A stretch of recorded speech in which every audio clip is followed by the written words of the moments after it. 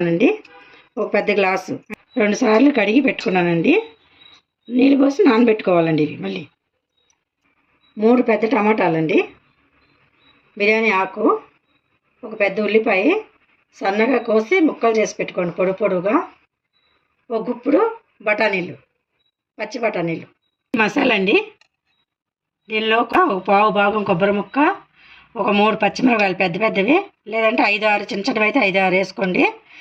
చెక్క, లవంగ, యాలకులు, కొంచెం ఒక గుప్పుడు పుదీనా, గుప్పుడు కొత్తిమీర, వెల్లుల్లిపాయ, అల్లం అన్నీ కలిపి ఇలా మసాలాగా చేసి పెట్టుకోండి.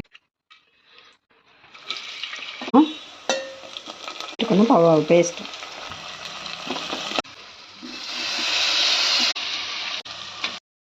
ఒక 2 నిమిషాలు వేపుకుందాం. గ్లాస్ బియ్యానికి 2 గ్లాసులు నీళ్ళు. దీన్ని మిక్స్ చేద్దాం.